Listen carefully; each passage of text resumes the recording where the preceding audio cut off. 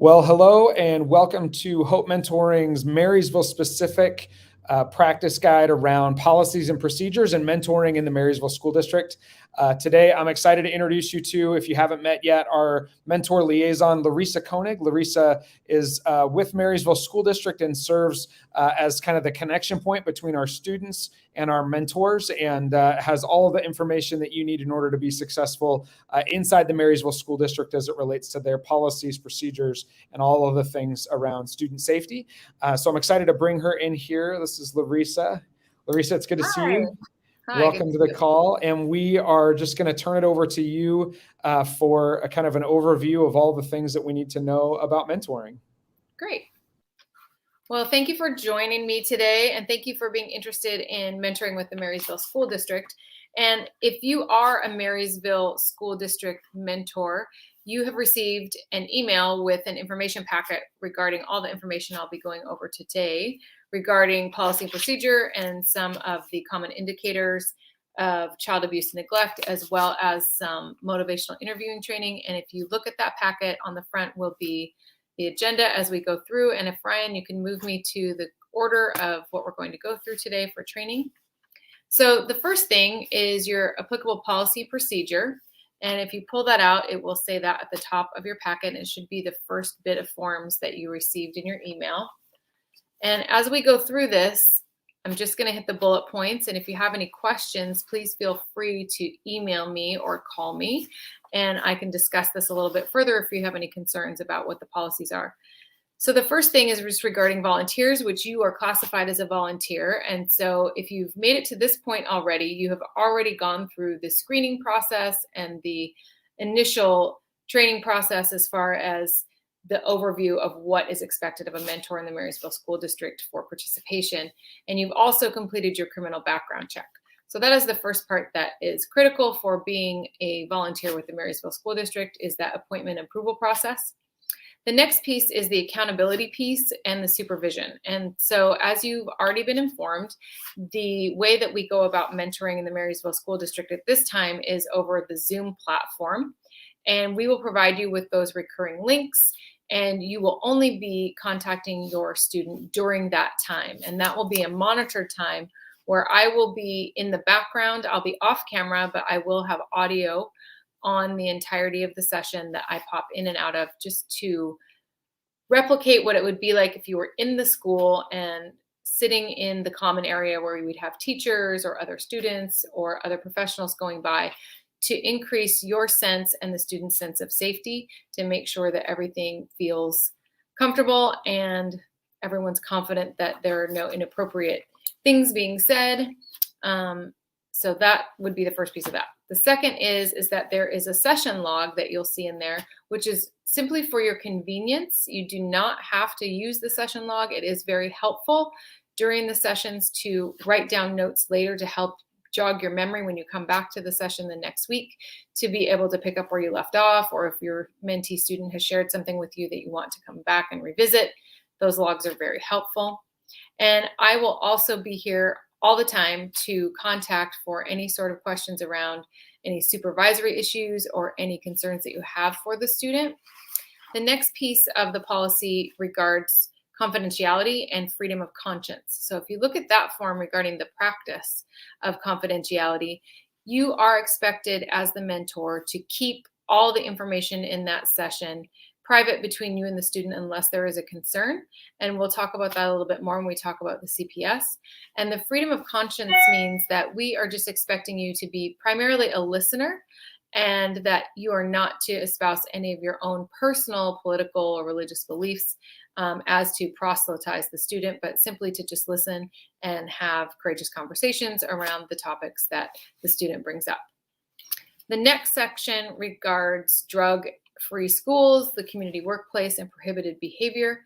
As I'm sure all of you know, that would preclude you from being on screen on a session with a student using any sort of tobacco or nicotine products or vape products.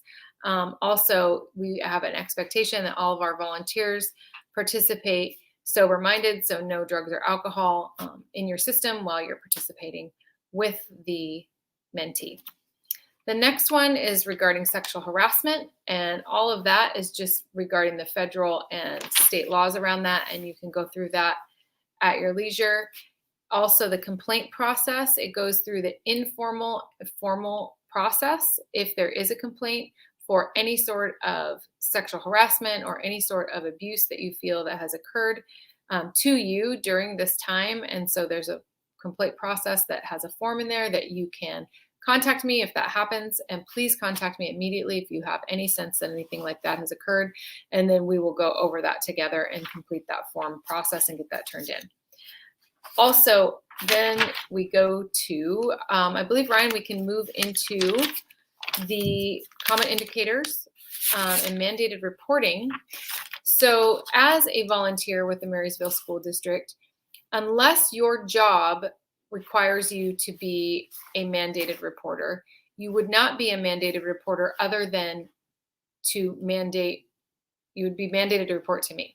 So I will help with that process to figure out if this is something that needs to be called into CPS.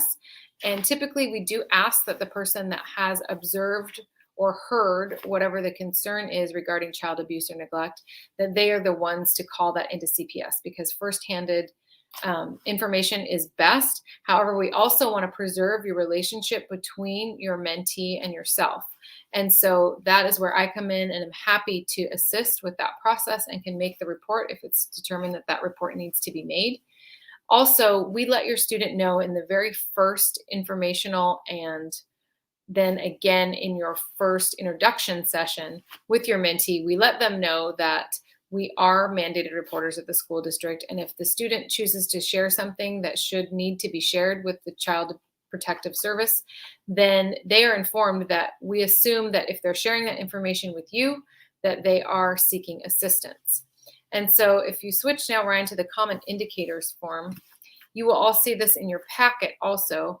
There's common indicators of physical abuse, and some of those would be unexplained burns, bruises, bite marks, sometimes broken bones, black eyes. And so those are times to maybe consider that something could be going on with your student. There's also physical abuse when the child is sharing with you conflicting stories that maybe are unconvincing and they don't have an explanation around those injuries.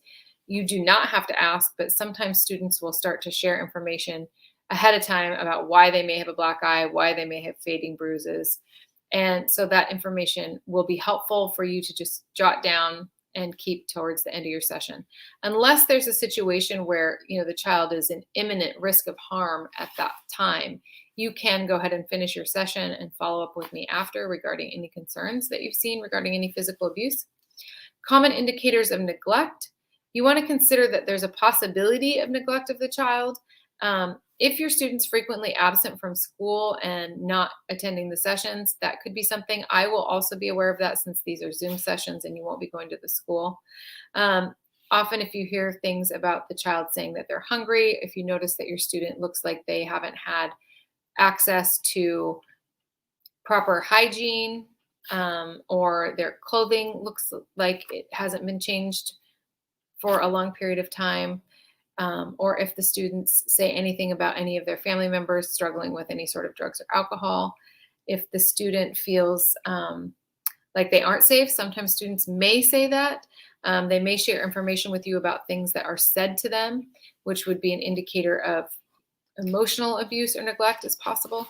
So just be keeping your eyes open, your ears open for all of that. And please come and talk to me immediately. CPS reports need to be made within the first 48 hours of when the information is heard or seen. And so it's important that you get in touch with me as soon as possible to discuss that further. Okay, Ryan, now we can move along to our next section, which I believe is, we will be talking about trauma, the mentor-mentee contract. Sorry about that. So this is the mentor-mentee contract, and if you look in your packets, you will see those, and it outlines all of the specifics and the expectations for the mentees and the mentors for their participation in the program. However, there is no modifications to this contract. you please read through this and make sure that this is something that you feel like you can abide by. And then we'll just, if you have any questions about it, we can discuss that. But these are the expectations of that contract. And you'll see specifically in there that there is no contact with your mentee student outside of these mentoring sessions. That's really difficult sometimes for some of the mentors when they see possibly that a student has a need or they're concerned about their safety. And we just want to assure you that if that is the case, that you give that information to us. And as you learned in the earlier training, we will follow up with all of that and do our best to make sure that the student is connected to the proper resources to meet any of those needs. There's also included in your packet an acknowledgement of training, which you will need to sign after you have completed this training and the previous training that you probably already finished to get to this policy training. And you'll need to sign those and either scan them and email them to me, or you can mail them directly to the district office. And if that's the case, please let me know and I will send you a self-addressed stamped envelope for you to put that in to send to me so I can get it in your file. And another piece of what we do at the Marysville School District is we want to be a trauma-informed district regarding our mentoring. So we have additional trainings that are available to you. We really encourage you to complete all 4 of them or more that are offered throughout the time through the district and through our partnership with Hope Mentoring. But there is one trauma-informed mentoring session that is required, and that will be sent to you after you finish this training and we have received your acknowledgement of training, and then I will send you a form about, it's a no-share agreement regarding what you'll be viewing with the trauma-informed training, and then we'll get that to you. And the last piece for today, Ryan, I don't know if you have a slide for motivational interviewing. We do have the slide for that. That's great. So if you all can look at this on the screen, then you won't have to dig it out of your packet. But motivational interviewing, this is a very, very brief overview. You can look for more information, of course, online about it, and we will potentially offer more training about this. And you can also contact myself to find out a little more information about this process for motivational interviewing. But it goes through briefly what some of the strategies and techniques are, but the purposes of motivational interviewing are to express empathy through reflective listening, develop discrepancy between goals or values and current behaviors, avoid argument and direct confrontation, adjust to resistance rather than opposing it directly, and support self-efficacy and optimism. So sometimes people have a lot of questions about what reflective listening is.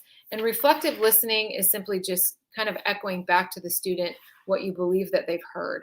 So we've included in here some options for your conversation. So for example, it sounds like you're concerned that your grandma is not doing well.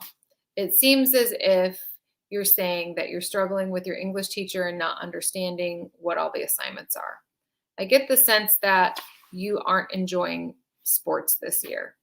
So having those conversations with that sort of listening helps engage the student, and it also helps them know that you are hearing them, that they're being heard and listened to, and it's more engaging for the student as well as for you.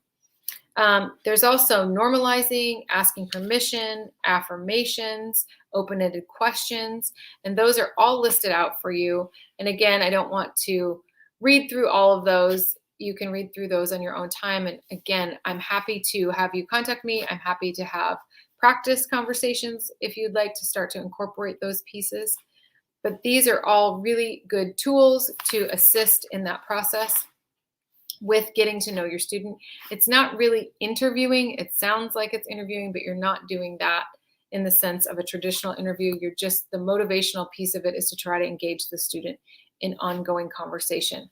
And additionally, as you heard in the previous training, we have resources for you, conversation starters, as well as a liaison, I'm able to come in anytime if you're struggling in the relationship, struggling in having those conversations, to assist in that process. So Ryan, that's a great cue, Larissa. I think one of the things that I would love to just emphasize is that so much of what we've learned about students in the county, in Snohomish County, over the last years is that they just don't feel heard. And so motivational interviewing is an opportunity for us to kind of draw from students to help to kind of coax them out of their shells a little bit. And it gives us the opportunity to actually listen and to hear beyond, the kind of the superficial that kind of outer shell that students carry themselves with. So, and again, love that our team is available to assist with mentoring in any way. And Larissa hit it right on the head. If there's anything that you ever need, reach out to your coordinators, reach out to your liaisons. We will buy resources if we don't have them. If we do have them, we'll make sure that you have them in abundance. We want you to be really well equipped so that your relationship really pops and that students feel cared for and heard. So just feel free anytime to reach out. So anything else, Larissa, that you want to share?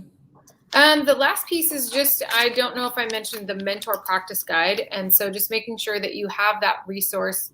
I'm convinced that it will be in your email packet. However, if you don't see it in there, please contact me right away. That is a wealth of information for you on how to move forward in this process. And it has those general practices, and it's a guide for all the pieces that I just very briefly ran through, and it will guide you if you have any questions and can't reach us. And again, please reach out anytime, and thank you for wanting to participate with the Marysville School District and Hope Mentoring to mentor our students. Love it. Great. Thanks so much, Larissa. And thanks you all for watching. We look forward to getting you matched with a student soon. Have a great rest of your day. Bye-bye.